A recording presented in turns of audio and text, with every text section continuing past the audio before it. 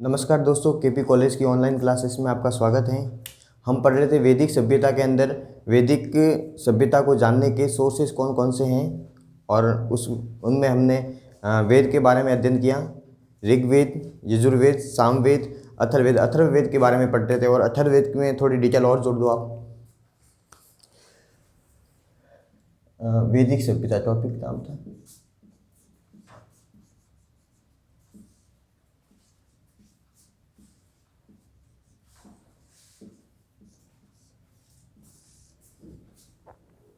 वैदिक सभ्यता में अथर्ववेद।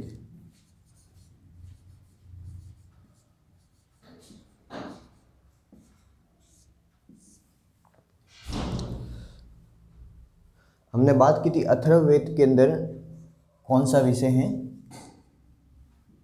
जादू, टोना, टोटका, इसके विषय में बात लिखा हुआ इसके अंदर। और इसकी जो रचना किसने की थी? अथर्वा और अंगिरस ऋषि ने।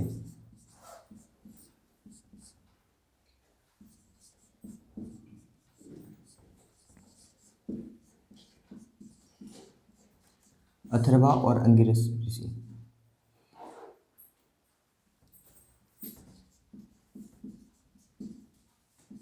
इसलिए इसे अथर्वा ऋषि ने इनका जो संकलन किया था, इसलिए इनको रचना की थी, इसलिए इनको अथर्ववेद कहते हैं। ठीक है। और इसके अंदर औषधियों का भी वर्णन मिलता है।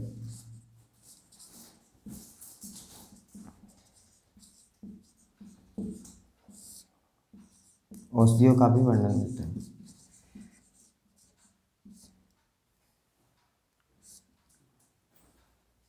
अथर्ववेद को छोड़ के जो 3 वेद हैं, ऋग्वेद, यजुर्वेद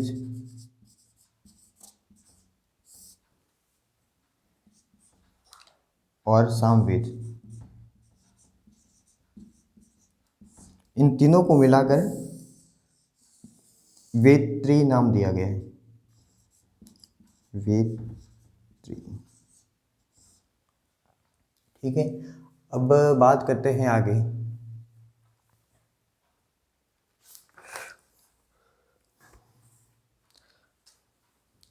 ब्राह्मण ग्रंथों के बारे में। ब्राह्मण ग्रंथों में क्या है? जो वेदों में जो लिखा हुआ है, जो वेदों में लिखा हुआ है, जो श्लोकों के रूप में लिखा है, पद्यों के रूप में लिखा है, उसका गद्य के रूप में व्याख्या की गई है ब्राह्मण ग्रंथों के अंदर।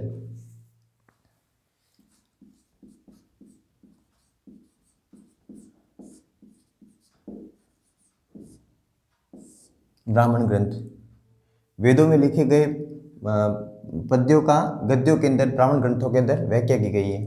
और नाम लिख दो कुछ ब्राह्मण ग्रंथों के। ऐत्रेय ब्राह्मण है, ऐत्रेय ब्राह्मण है, तैत्रेय ब्राह्मण है,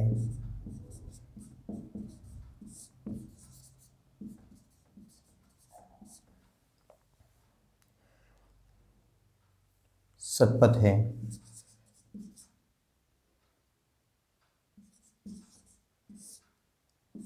ऐत्रेय ब्राह्मण में जो राजा का जो राज्याभिषेक होता था, उसमें जो मंत्र बोले जाते थे, उसके विधि विधान के बारे में तो ब्राह्मण ग्रंथों में, लेकिन उसके जो मंत्रों का जो उच्चारण है वो ऋग्वेद में वगैरह उनमें लिखा गया है। तो ऐत्रेय ब्राह्मण में क्या लिखा हुआ है?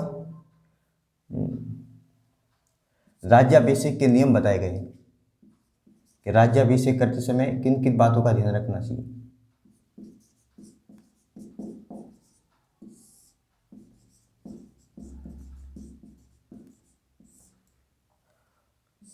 और शतपथ ब्राह्मणों में भी कुछ सामाजिक संस्कारों के वगैरह सामाजिक क्रियाकलापों के बारे में लिखा हुआ है। जैसे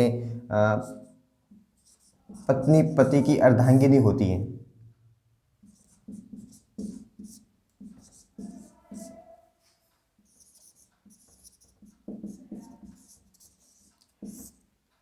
ठीक है। अब ब्राह्मण ग्रंथों के बारे में बाद में आगे देखते हैं। आरण्यकों के बारे में। आरण्यक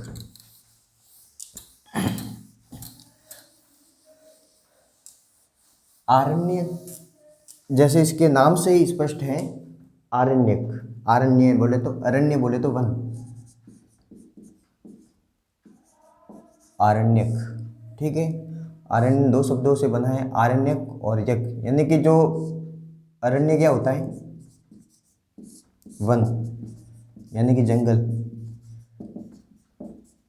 और जो जंगल या वन में बैठकर जो जिन ग्रंथों की रचना की गई है, जो वन में बैठकर जिन ग्रंथों की रचना की है वो आरण्य कहलाते हैं। और अगर हम बात करें तो पहली बार जो दार्शनिक, पहली बार दर्शन की जो वैदिक साहित्यों के अंदर जो बात की गई है तो वो सीधी सीधे अरण्यकों में की गई है।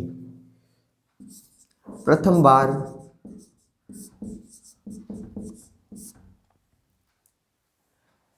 दार्शनिक तत्व और आध्यात्मिक बातें, दार्शनिक तत्व और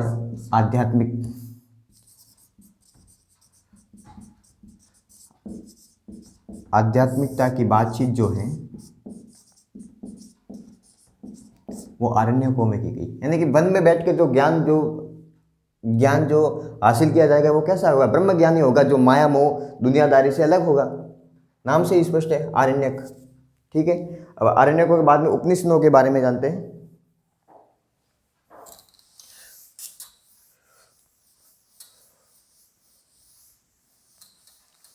उपनिषद,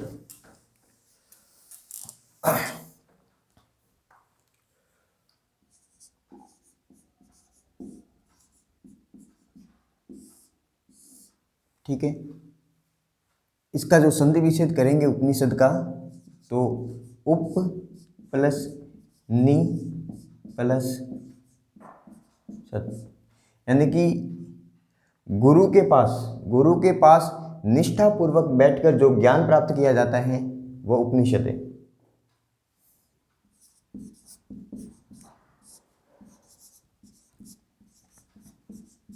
गुरु के पास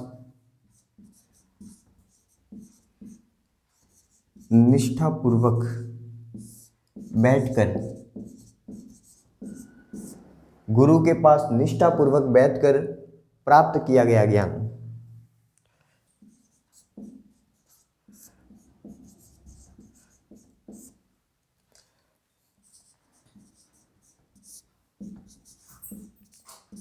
वो उपनिषद कहलाता है। ठीक है, मोस्टली उपनिषद वो जो 12 है, वैसे तो 108 है, लेकिन मोस्टली जो उपनिषद है वो 12 है। ठीक है, जैसे नाम लिख दो कुछ एक के, ईश, केन, कठ, प्रश्न, मुंडक,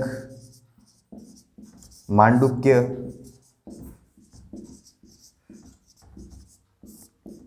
ऐत्रेय, तैत्रेय, कौशिकी,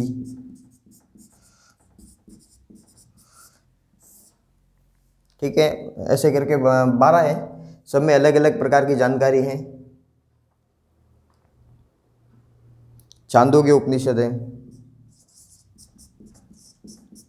इस जो छांदोग्य उपनिषद में इसमें पहली बार कृष्ण की जानकारी मिलती है। कृष्ण भगवान है ना, उसके बारे में सबसे पहली जो जानकारी है वो छांदोग्य उपनिषद में मिलती है। कृष्ण को वृष्णि वंश का बताया गया है, कृष्ण की पहली बार जानकारी।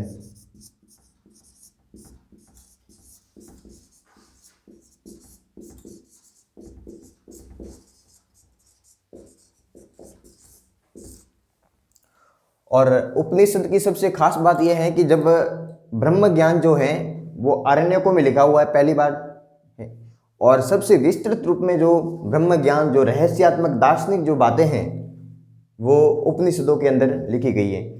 और कहते हैं कि गीता जो है, गीता का जो ज्ञान है वो उपनिषदों से ही लिया गया है।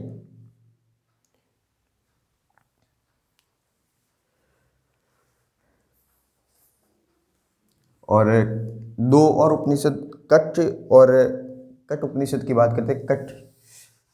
कट में यम और नचिकेता का एक संवाद है, उसके बारे में बात की गई है। दोनों ने किसी बात के ऊपर वाद विवाद किया था,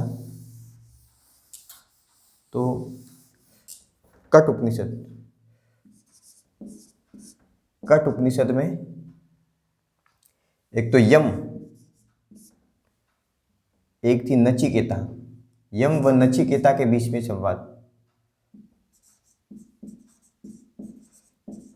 नचिकेता के बीच संवाद या फिर डिबेट कह सकते हो आप। बृहदारण्यक उपनिषद। बृहदारण्यक उपनिषद। बृहदारण्यक उपनिषद में क्या है कि इसमें भी दो जनों के बीच में रहस्यात्मक किसी बात पर गार्गी और याज्ञवल्क्य के बीच में संवाद, डिबेट हुई थी इसमें, वो बृहदारण्यक उपनिषद में।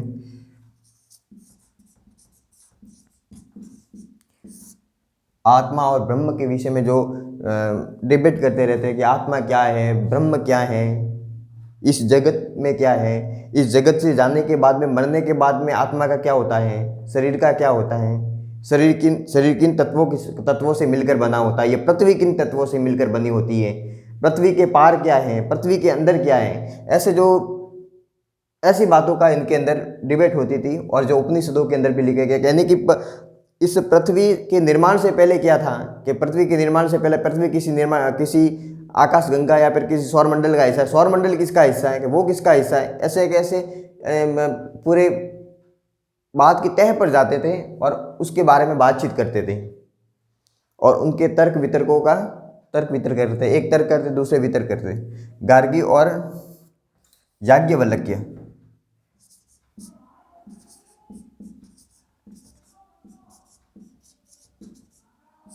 गार्गी वही है, याज्ञवल्क्य के बीच संवाद। ठीक है। अब उपनिषदों के एक और बात जान लो आप, जो वैदिक साहित्य के अंदर 4 चीज़ों को शामिल करते हैं। एक तो वेद प्लस ब्राह्मण के बाद में आप नाम ले लो आरण्यक प्लस उपनिषद। इन चारों को मिलाकर वैदिक साहित्य कहते हैं। क्या कहते हैं? वैदिक साहित्य। और जो ये अंत में है, वैदिक साहित्य के अंत में है, इसलिए इसको वेदांत भी कहते हैं। क्या कहते हैं? वेदांत। अब बात करते हैं वेदांगों की।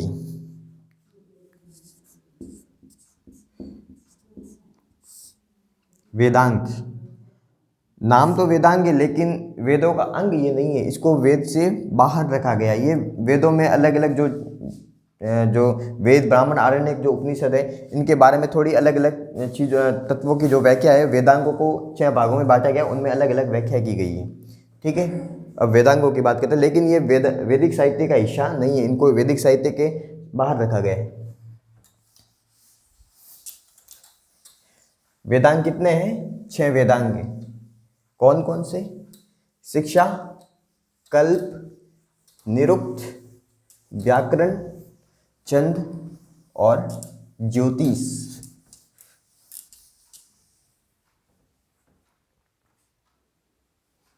वेदांग ऊपर लिख देते थोड़ा।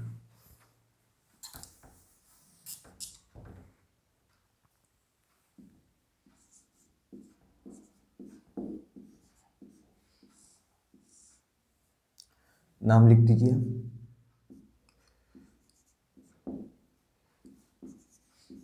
कौन कौन सी? शिक्षा,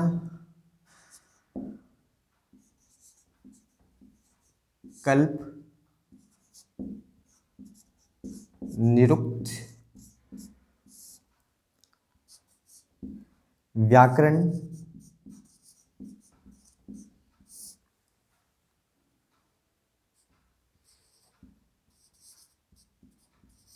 छंद,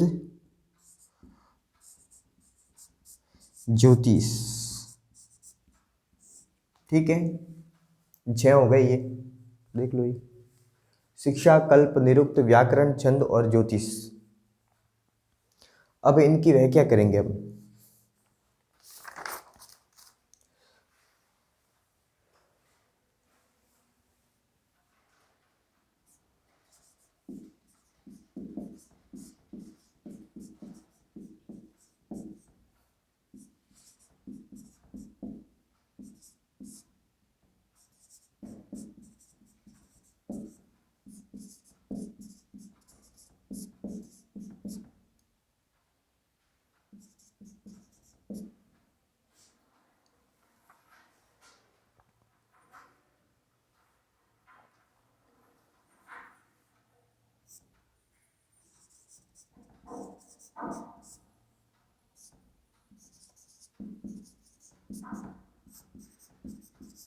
ठीक है, शिक्षा को वेदांत का नाक कहते हैं और कल्प को वेदांत का हाथ, कहीं कहीं पूछ लिया जाता है तो नोट कर लो ये।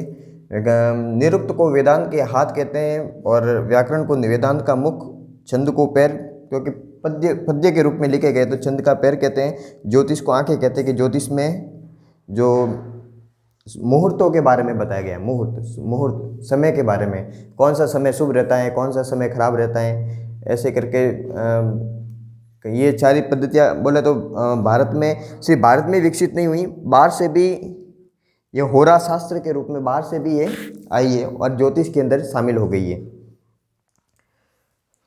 शिक्षा में क्या है, शिक्षा में शब्दों के उच्चारण के बारे में, जो ऋग्वेद के अंदर जो क्लिष्ट शब्द हैं, ऋग्वेद के अंदर जो ऋग्वेद के सभी वेदों के अंदर जो क्लिष्ट शब्द हैं उनके शब्दों के उच्चारण कैसा किया था।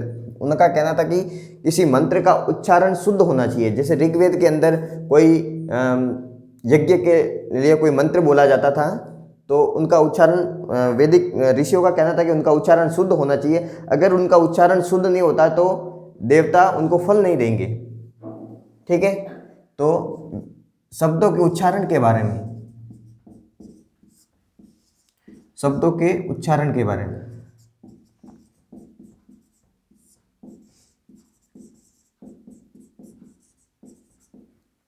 उसके बाद में कल्प, और जो शिक्षा है उसके ऊपर सबसे जो प्राचीन जो ग्रंथ है वो लिखा हुआ है, प्रातिशाख्य नाम है उसका। इसमें शब्दों के प्रातिशाख्य, शब्दों के उच्चारण के ऊपर है। कल्प है, उसके 3 भाग हैं।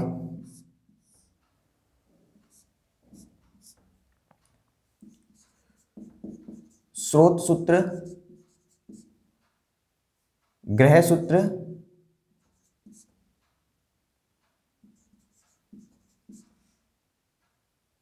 और स्रोत सूत्र, ग्रह सूत्र और सूत्र सूत्र। ठीक है, ग्रह सूत्र में घर के जो घर में जो कार्यकलाप होते थे उनके ऊपर है, और स्रोत सूत्र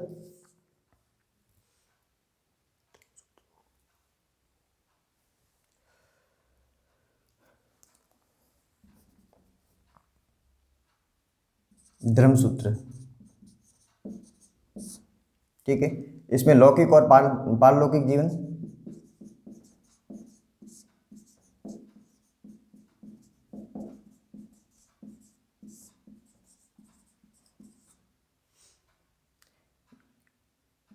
गृहस्थ नियमों को, गृहस्थ नियम तो बताए गए इसमें, नहीं।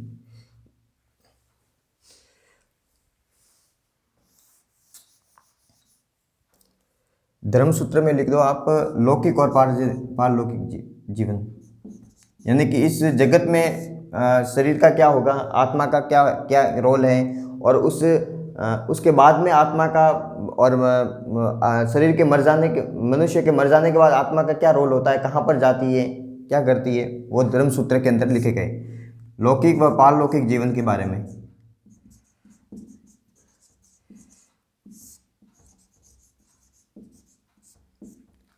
गृह सूत्र में सामाजिक कर्तव्यों के बारे में, यानी कि पुत्र का पिता के प्रति क्या कर्तव्य है, माता का पुत्र के प्रति क्या कर्तव्य, पुत्र का माता के प्रति क्या कर्तव्य है, वो सारी बातें जो है वो सामाजिक कर्तव्यों के बारे में जो नियम है वो गृह सूत्रों में लिखे गए।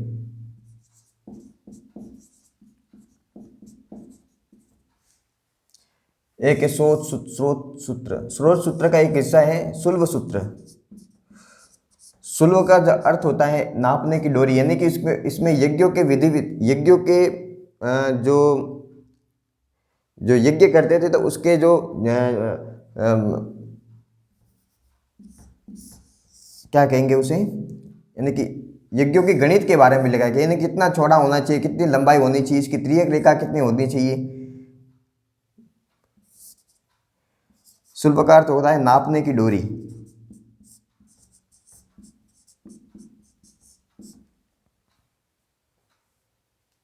ठीक है, अब बात करते हैं निरुक्त की। निरुक्त में क्या है, निरुक्त में शब्दों की उत्पत्ति के बारे में बताया गया है। जो सब हर विश्व में हर कोई शब्द है, जो ऋग्वेद जो वेदों के अंदर जो शब्द लिखे गए उनमें हर कोई शब्द किसी न किसी शब्द से बना हुआ है। तो वो शब्द किससे बने, उनका मूल शब्द क्या है, क्योंकि अगर हम मूल शब्दों को नहीं जान पाएंगे, उत्पत्ति उनकी नहीं जान पाएंगे, तो हम हो सकता है कि हम शब्दों का उच्चारण भी गलत करें,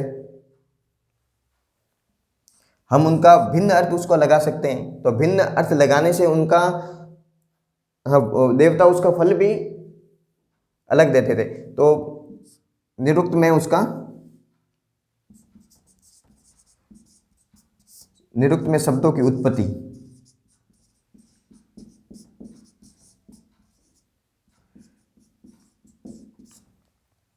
व्याकरण में तो आप जानते ही हो, व्याकरण शब्दों की रचना के विषय में, शब्दों में जोड़ तोड़ से कौन कौन से शब्द बने वो, इसके ऊपर जो मूल जो ग्रंथ लिखा था पाणिनि का अष्टाध्यायी, पाणिनि का अष्टाध्यायी ग्रंथ है, यानी इसमें 8 अध्याय है, इसको इसलिए इसका नाम अष्टाध्यायी दे दिया। 8 चैप्टर है इसके अंदर, अष्टाध्यायी। ठीक है, तो पाणिनि का जो अष्टाध्यायी लिखा उसमें व्याकरण के ऊपर जो नियम लिखे हुए हैं, इसके ऊपर 2 लोगों ने इनके ऊपर टीकाएं लिखी, इनके ऊपर भाष्य लिखे। तो वो 2 लोग कौन कौन से थे, उनके भी बारे में जानकारी कर। इन्होंने भी बातें तो यही व्याकरण की, लेकिन इन्होंने कुछ नियम थोड़ा परिवर्तन करके दे दिए, कुछ सरल नियम दे दिए, और उन्होंने बताया कि ये इस नियम से ये नियम सरल है और जानने में थोड़ी आसानी रहेगी। इनमें एक तो है कात्यायन का वार्तिक,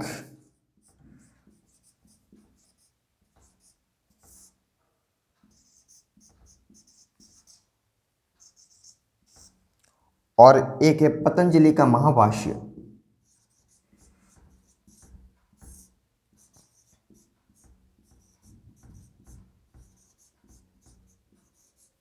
ठीक है, कात्यायन का वार्तिक और पतंजलि का महाभाष्य। भाष्य क्या होता है, टीकाएं होती है, यानी कि टीका किसी चीज पर टिप्पणी करना। तो पतंजलि ने पाणिनि के अष्टाध्यायी जो ग्रंथ जो लिखा हुआ उसके ऊपर टिप्पणी की, तो उनका नाम वो भाष्य जो होता है, उन्होंने अपने ग्रंथ का नाम महाभाष्य दे दिया, तो पतंजलि का महाभाष्य। और छंद होता है क्या, पैर जो पद्यात्मक जो ग्रंथ लिखे गए होते हैं उनको छंद कहते हैं, पद्यात्मक ग्रंथ। ठीक है, उन ग्रंथों के अंदर कुछ नियम भी होते थे ऐसे कि बोलते बोलते कुछ जोर से बोल देना, कुछ आवाज़ फिर धीमी कर लेना।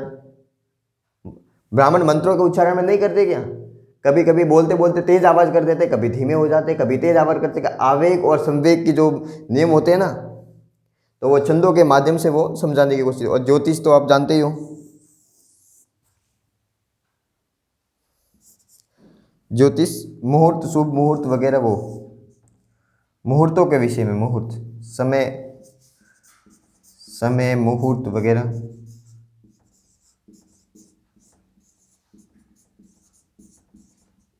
विषय में।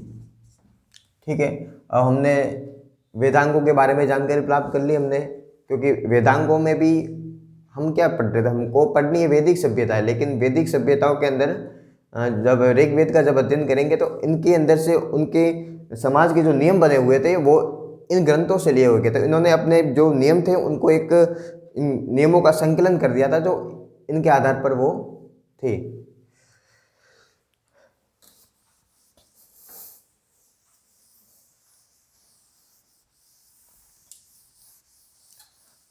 ठीक है, इसके बाद में हम पुराण के बारे में देखते हैं।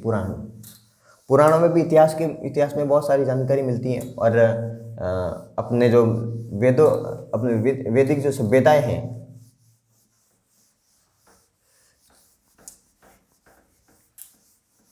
वैसे पुराणों की रचना उस समय से प्रारंभ हुई लेकिन बहुत बाद समय तक की गई।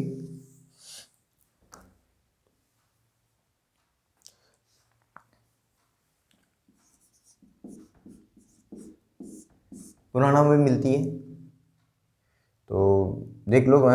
पुराणों में उस समय के ऋषि वगैरह थे तो उनकी वंशावलियाँ वगैरह, राजा महाराजा थे तो राजा महाराजा तो क्या, उनमें कबीलाई जीवन था। बाद में उत्तर वैदिक काल में थोड़ा वंशानुगत परंपरा प्रारंभ हुई। तो एक अमरकोश में उक्ति है, सर्गस्य प्रतिसर्गस्य वंशो मनवंतराणि स वंशानुसरितस्यैव पुराणम पंचलक्षण। अमरकोश में लिखा हुआ है। तो क्या होता है कि सर्ग देखो,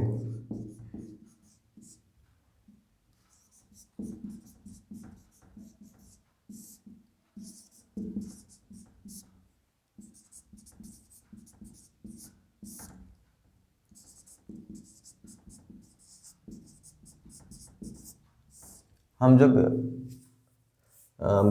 प्राचीन भारतीय इतिहास की सोर्स जब पढ़ रहे थे तो इसमें भी पढ़ा था अपन ने, सर्ग प्रतिसर्ग वंश मनवन और वंशानुसार। सर्ग प्रलय होती है, पृथ्वी का सृष्टि का निर्माण होता है, फिर वापस प्रलय होता है। तो इसमें वंशों के बारे में बताया गया, इसमें युगों के बारे में बताया गया था, इसमें ऋषियों और राजाओं के वंश के बारे में।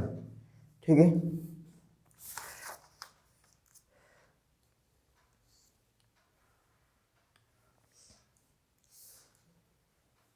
अब स्मृति ग्रंथों के बारे में, धर्मसूत्रों और स्मृति ग्रंथों में भी प्राचीन समय की जानकारी जो है वो लिखी गई है। एक तो धर्मसूत्र, स्मृति ग्रंथ कह दो,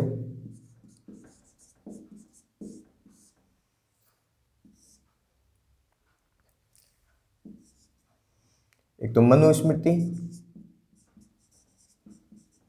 और दूसरी याज्ञवल्क्य की स्मृति।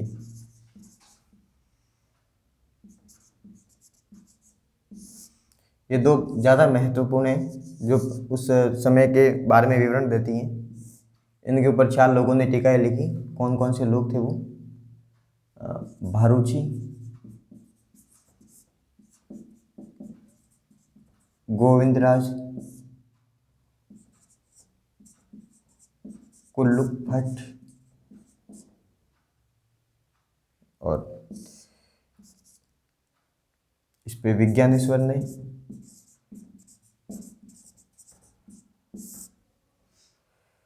अपराग, इन दोनों ने टीकाएं लिखी। ठीक है, ये लिख दो। और बंगाल में भी, बंगाल की तरफ भी दो धर्मशास्त्रकार हुए थे।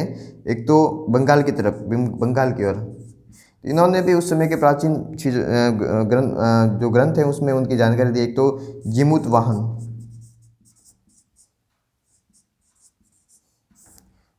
रघुनंदन और शूलपाणी।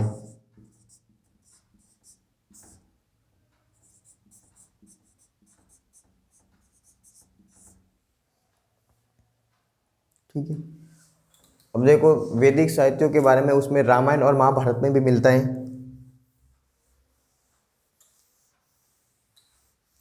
रामायण और महाभारत हमारे महाकाव्य हैं। तो ये जितने पुराने हैं उतनी उसमें वैदिक सभ्यताओं की, यानी कि विवाहों के बारे में वगैरह, जो सामाजिक नियम थे उस समय, उनके बारे में जानकारी जो उसमें है मोस्टली रामायण और महाभारत में।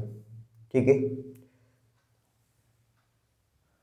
तो रामायण के बारे में थोड़ी महाकाव्य।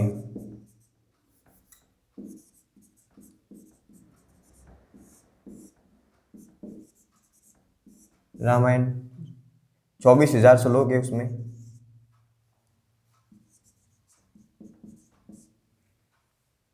इसलिए चतुर्विंशति सहस्र संहिता, चतुर्विंशति सहस्र संहिता भी कहते हैं। 7 कांड है उसमें। रचना वाल्मीकि ने की है। दूसरा महाभारत की बात करते हैं।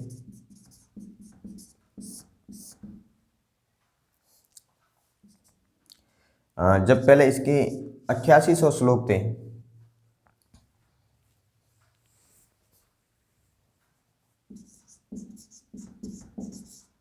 तो इसका नाम जय संहिता। फिर उसके 24,000 हो गए,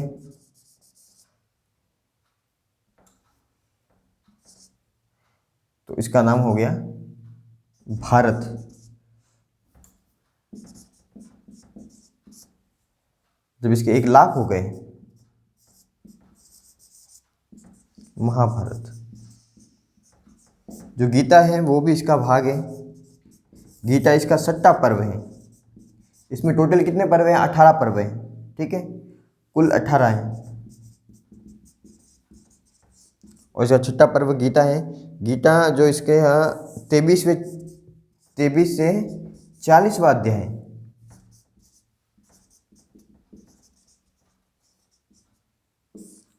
ठीक है, तो आज हमने बात की वैदिक सभ्यता को जानने के सोर्सों के बारे में।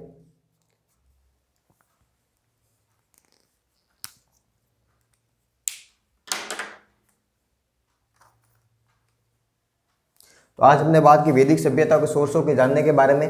तो अगली बार हम ऋग्वैदिक सभ्यता थी, तो उसके मूल जो सामाजिक ढांचा कैसा था, उनके नारियों की स्थिति कैसी थी, पुरुषों की स्थिति कैसी थी, किन में किनको कितना अधिकार मिला हुआ था, इन सब के बारे में डिटेल से जानकारी लेंगे। अब सोर्स पढ़ लिए, अब उनकी ऋग्वैदिक सभ्यता उत्तर वैदिक काल में जो कैसे परिवर्तन आए, नारियों की स्थिति क्या थी, पुरुषों की स्थिति क्या थी, उनका अर्थव्यवस्था कैसे चलती थी, सामाजिक जीवन कैसा था, वो अगली क्लास में बातचीत करेंगे। आपको कोई लेक्चर में कोई दिक्कत हो, कोई पूछना हो, कोई जानकारी हासिल करनी हो, तो कॉलेज के नंबर पर कांटेक्ट कीजिए, कॉलेज आइए और बात कीजिए।